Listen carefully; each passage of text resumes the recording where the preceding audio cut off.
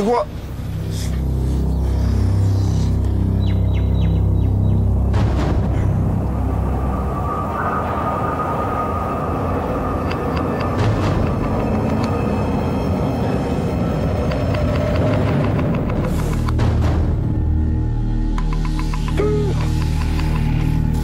Ka tatau te āhua noho a ngā toa. Māwai te tokatū, te manawaroa. Kia kārā koutou e homa. Ko tamanui te rā hoki te rā, e ngau iho nei te Mauri a te toa.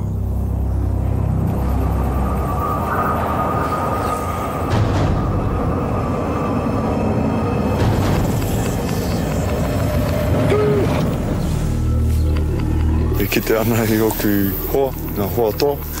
E haere tonu ana, e heke ana te wera i o rātou tinana.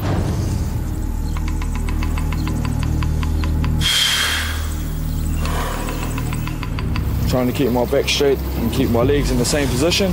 You know, it's hot, man. The sun shining on is hot. My legs were already gone in the first 30 seconds. I just try to think of something else.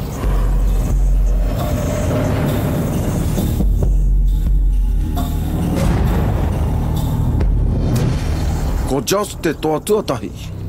I thought, if I'm going to be the first one down, I might as well have all right legs for the fight coming up tonight. Kua hinga te tuatahi o ngā toa. Ko tēnei wero he tuatahitanga ki te maha o rātou. Well, it was pretty hard when we first started. Didn't know what ability I had or how far I could go. You just sort of started and hopefully you weren't the first one to go down.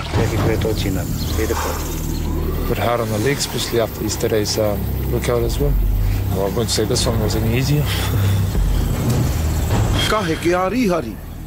And I took its toll on my legs. My legs went numb. Because it was numb, they break down. My legs break down. Nā wai rā, ka puta te mamai ki a rātou. Ka heke a ōena. Tino uaua, mamai ana oku turi, ngā reke hoki.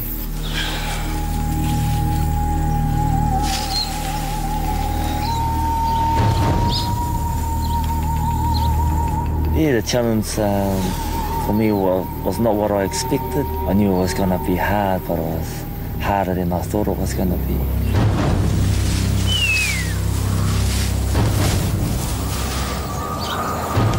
Kia hau tōka hai tēnei. Kia kaha. Kia reo, rā noa pōpō e hoa. Physically hard, especially with Tamanui Te Rā facing down on us. Yesterday's challenge took a lot of kahai out of the waiwai. Challenge this morning was pretty hard. Mine was set to it, but I think the body gave up before the old minds. Very happy with my performance today. I thought I'd be only a couple minutes, but it turned out to be about 10, I think. Whakati e rangi, me heke ki raro, ne? Heke ki raro. Te whakamā tautau.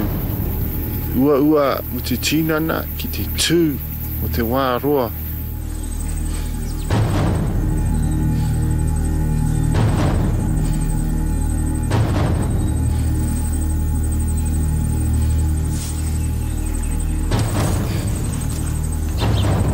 Hei whakamātau anō i a koutou e homa, heke anō. Ai, pera, e pēnei tonu. When he told us to go a little bit lower, halfway through it was, even though it looked harder, was actually a little bit easier because you had a different position, and so different muscles had to be a bit more tense. No, the challenge was very hard for me. When we were told to squat down in the position and hold it, I think we went over 30 minutes, I think. My body was shaking, sweating. Kia ora koutou. Kia ora koutou. For myself, I thought, I'll just give it a go, see how well I can do it, and hopefully don't be the first one to fall out. Whai muri ake nei ko te toa o ngā toa mo te tū Hengeri.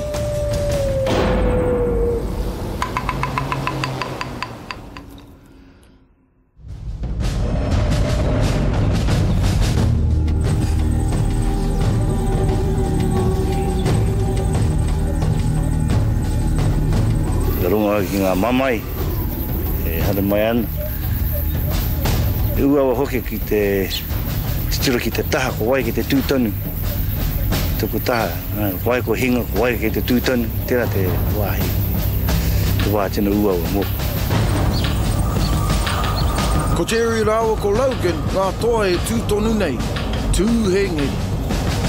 Te tuatahi ko ngā hihi o Tamanui rā.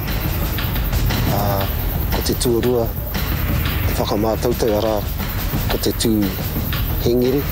Ko heke a Logan, ko Jerry katoa. Kia ora e hoa.